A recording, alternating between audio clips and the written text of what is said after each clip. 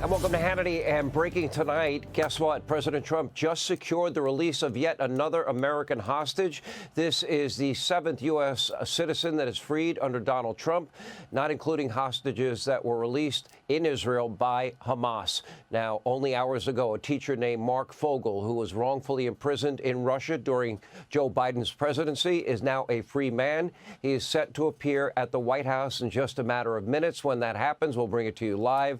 And thanks to negotiations by Donald Trump and his special Mideast envoy, Steve Witkoff, the United States ended up giving up nothing in exchange for Mark Fogel's release. According to National Security Advisor Mike Waltz, quote, "This was a show of good faith from the Russians and a sign that we are moving in the right direction to end the brutal and terrible war in Ukraine." Now, I'm sure the Democrats, the media, they'll all be praising the president's strength to make this deal happen and thanking him. But seriously, don't expect any accolades from the Democratic Party or the state-run legacy media mob. Democrats learned nothing after the election in November of 24 and now seemingly only care about three things. They want biological men playing women's sports. They want to protect criminal, illegal immigrants who do not respect our borders, our law, our sovereignty. Even though murderers, rapists, cartel members, gang members, none of that matters, known terrorists in our country. And maybe most of all, they really want to keep spending tens and hundreds of billions of your hard-earned tax dollars on radical, extreme left-wing causes around the world without any audit, no accountability. And the hysteria over Doge and Elon Musk has been off the charts. Just to be clear, the left is absolutely outraged that Elon Musk and his team, working for free, are rooting out waste, fraud, abuse, and corruption inside your federal government. Your money being wasted, thrown down the drain, instead of being spent on schools and law and order and, you know, a better country for the American people, lower taxes. This is what the American people voted for. This is what they're getting. Take a look. The public voted. We have a majority of the public voting for President Trump. We won the House, we won the Senate. The people voted for major government reform.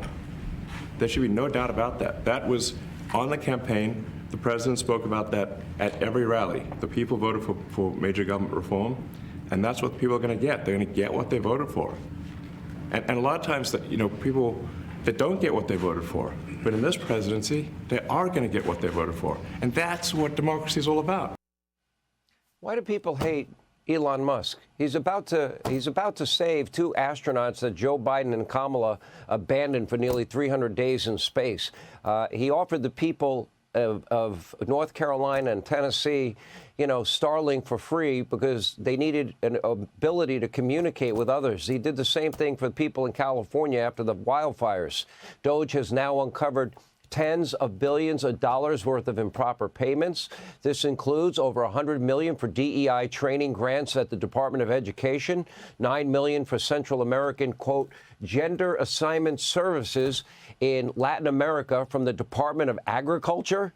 Figure that one out. Another $145 million in DEI contracts with the Department of Labor, Transportation, other institutions. And get this, among all the other crazy far-left expenditures uncovered at USAID a few years ago, this organization also reportedly paid for notorious al-Qaeda terrorists. Remember Anwar al-Awlaki? Remember that guy? Apparently, they paid for him to go to school at Colorado State University.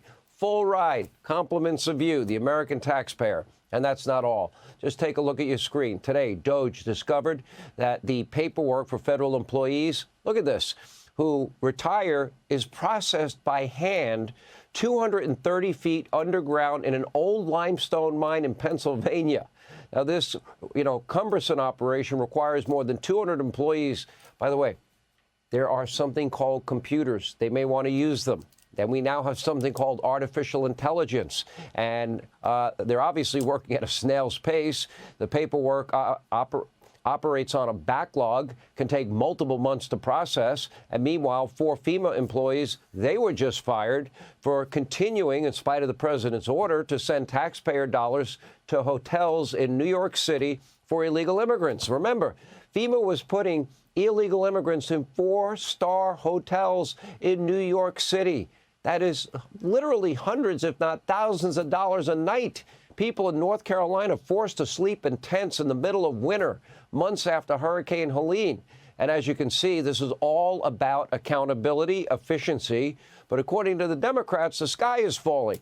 One notorious radical left-wing pastor literally calling for violence. I hope the Secret Service is paying attention against Elon Musk, telling his congregation we are on the verge of bloodshed and sometimes violence is necessary. We'll run that for you later in the show. Other Democrats lashed out at President Trump. For example, Maxine Dexter is now famous for wanting to, quote, bleep Donald Trump. We'll let you figure out the bleep. I've been told I have 30 seconds, so I am going to tell you that we do have to, I don't swear in public very well, but we have to Trump.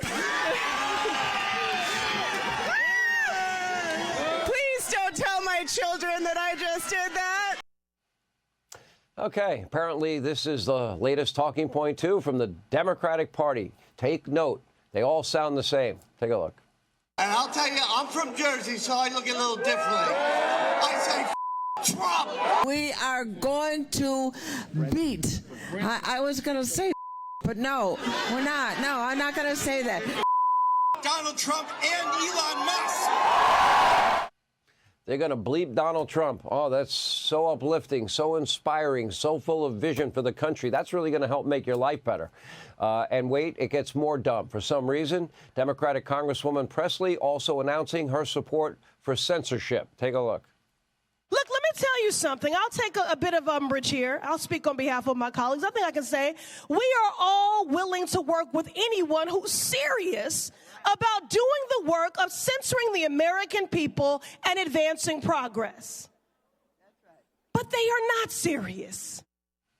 And, of course, what kind of left-wing resistance movement would be complete without a little cringeworthy, predictable singing? Join in, shall you, at home. Which side are you on? We'll fight against Doge. We'll fight Elon Musk. No Elon scab within our walls. We'll fight from dawn to dusk. Trump's coming for our unions. He wants us all to fail. He wants us all to bow to him, but we want him in jail. And last but certainly not least, here is idiotic Senator from Connecticut, Chris Murphy, whining to fake news CNN about the death of democracy, all because Donald Trump, Elon Musk, and Doge are criticizing, waste, fraud, abuse, corruption, and criticizing judicial overreach, because what they can't do at the ballot box electorally, what they can't do legislatively, well, what do Democrats always do? They run to far-left activist judges. Take a look. Senator Murphy, as we look at the developments that have happened in the last 48 hours, what are your concerns about this moment that we're at with the courts, with the president, and with this suggestion from two of his top advisors that maybe they defy the court's rulings? Yeah, listen, I mean, this isn't hyperbole to say that we are staring the death of democracy in the eyes right now. The centerpiece of our democracy is that we observe court rulings. No, it's the death of misappropriating the money of the people that work hard in this country that on average make only $66,000 a year.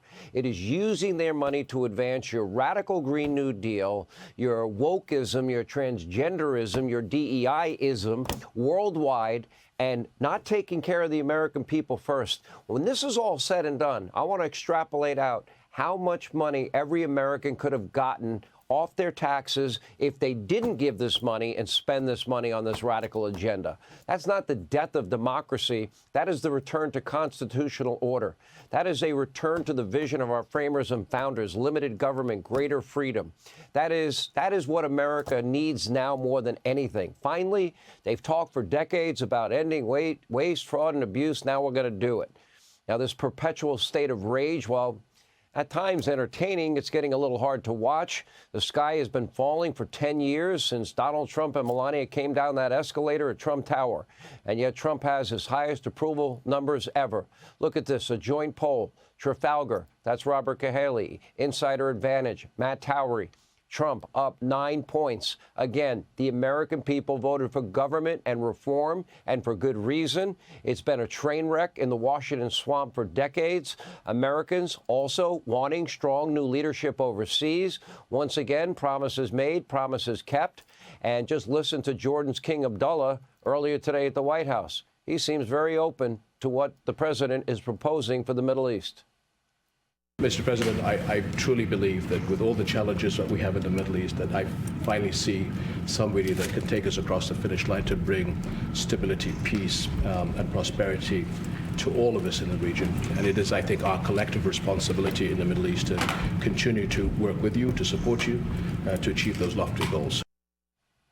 The president's proposal, we'll go in, we'll clean out the rubble, we'll rebuild Gaza, and we'll create tons of jobs and wealth for the people in the area so they can have better lives, and we'll demilitarize the place.